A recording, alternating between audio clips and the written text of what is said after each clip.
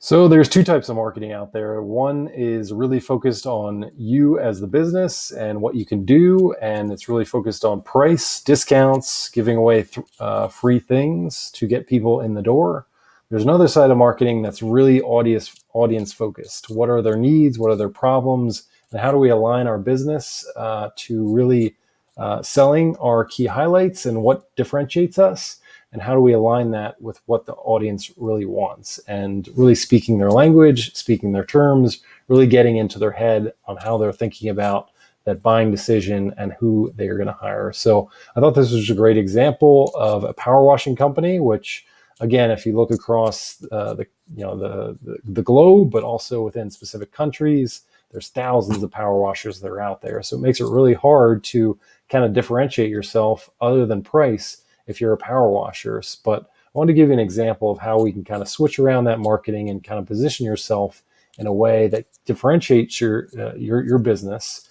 If you're a highly commoditized industry, and really align your marketing in the right way so that it makes perfect sense for the audience to choose you versus anybody else, even if there's thousands of other competitors that are out there. So we're starting with, on this page, I'll show you kind of the before and after of what the marketing looks like. So this first one is kind of just, the copy that was critiqued by me. It was the business owner thinking about, as he started the year, how can I go out to property managers and, start to drum up some partnerships and get people a little bit more business. I want to get more business from these property owners that own all these buildings. They might have rents. They might be having trouble occupying their buildings during the pandemic. They might be looking to boost up their rents a little bit, making little aesthetic changes to the building on the outside to make their overall building a little bit more appealing. So this was kind of his first initial draft in terms of a sales letter that he was going to go out to these property managers with to kind of sell his company and kind of sell that discussion right away. So you can see at the top here, I propose a sample clean of any one of your services. So again, he's kind of leading with that price. He's giving away his service for free to kind of prove his expertise and the quality of his work. And that's what most, again, this is what most marketing, looks like, where we're kind of discounting on price or giving something away for free.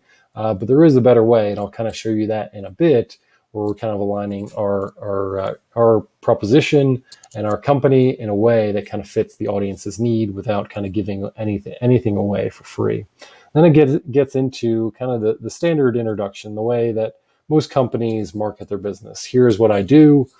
Here's the company. Here's where we're based. And then kind of gets into kind of that description of here's our bio, here's our background, here's all of our qualifications, and here's all the services that we provide.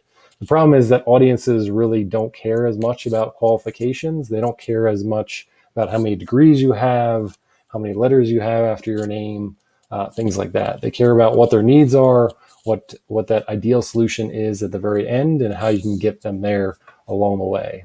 Seeing how many degrees you have and things like that doesn't give them a fair comparison, because they see a bunch of other competitors that you have those same qualifications as well. So it's tough to kind of differentiate behind that and kind of equate having things like certifications and degrees and how that equates to a better result for them at the end. So, again, as we look at this, a lot of certifications, but do some of these property managers even know what they are? Are they actually going out to certain companies and looking for things like a confined spaces certified company?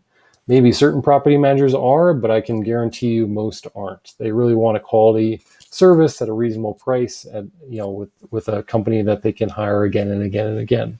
So a lot of these things aren't as relevant to them.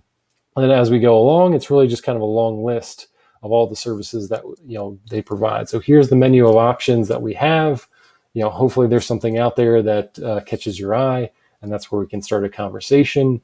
Problem is that you're not really selling anything about your company. You're not telling us why you're better than the competitors, why they should consider you, what kind of problems that you can solve for me. It really is kind of just listing out what I do, and hopefully that's enough to get you to hire us. And again, that doesn't really work outside of discounting your price. So that's kind of the initial draft. How I kind of turn this around a little bit by doing a little bit of research trying to get into the head of the property manager, what they care about.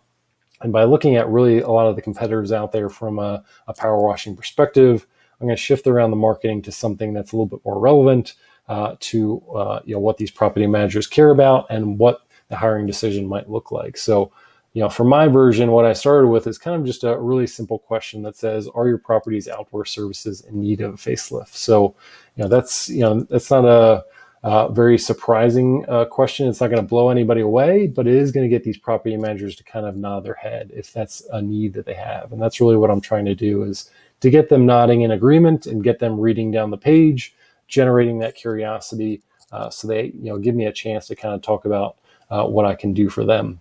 And then I talk about kind of the value proposition of hiring kind of a power washing company like us. So, talking about how if the front of your buildings look really dirty and damaged and generally unattractive, you're really pushing away those potential renters or buyers because they see that as kind of the first impression. So again, if you bring in, make a small investment, allow us to come in and clean the outside of your building and kind of change the dynamic of what it looks like, that could change the dynamic of your rental prices, your occupancy, all those kind of things. So, your return on investment can be pretty quickly changed in that instance. So again, we're starting with that, this is a really small investment that you're making instead of just an expense or anything like that. We're not just giving away our services for free. And then we kind of get into what are those other things on the property manager's mind that might be in there. So again, cleaning is an important part of maintaining just the outside of that. If you don't clean and do that proper work, that's where you get costly repairs and other expenses that you might not be able to afford. So again, we're kind of giving them another value proposition, how a small investment can pay back over time. And then we get into other things like safety hazards. So if you don't have a clean service, that can lead to legal liabilities and things like that. So certain problems that they might not even have thought about. But here we're kind of getting into some of the fears that property managers might have if they don't properly maintain the outside of their building. So we want to mention that. We want to bring that up. And again, that's another way they can get a return from hiring us along the way. So you see how we're kind of building the value of our services as we go down the page and thinking about that a little bit. And then we start to talk about how, this company, so I just made up, for privacy purposes, I just changed the name of the business to Concrete Cleaning. But we're starting to build that, why our company is differentiated a little bit. So we've done this for years. We have expertise. And as we go along, we're going to continue to introduce that a little bit. And then we're going to be a little bit more specific. Like, what are the things on the outside of the building that are a little bit more specific? So everything from oil stains to garbage marks to things like gum removal, like all these things on the outside that tend to be, nuisances and just general aesthetic things that can be easily changed by our services to get them going in the right direction and changing it that way. And then finally getting to, one of the objections that are out there, like, why don't I just rent this equipment and get my maintenance guys to do it? We again kind of talk about the several problems that might come through in doing that by, talking about some of the safety concerns, how they could damage some of the appearances on the outside of the building and how that leads to further costs over time. So again, kind of raising some of those fears as we go through that. And then we talk about, again, kind of selling our services. We're not going to list out every single service that we provide, but we're going to talk about how we use things like a soft wash method where it makes sense on certain exterior services. We're going to look at how we have the expertise to do this, and we have we can accommodate their schedule to make sure it doesn't change the residents experience along the way. So, and then we kind of end with kind of all the reviews, all our happy customers that are out there. So again, we kind of line up with all the problems and kind of thoughts in the head of a lot of these property managers, and we're kind of shifting our marketing towards that and making it less about us and how we can kind of solve the problem for these people and making it less about price.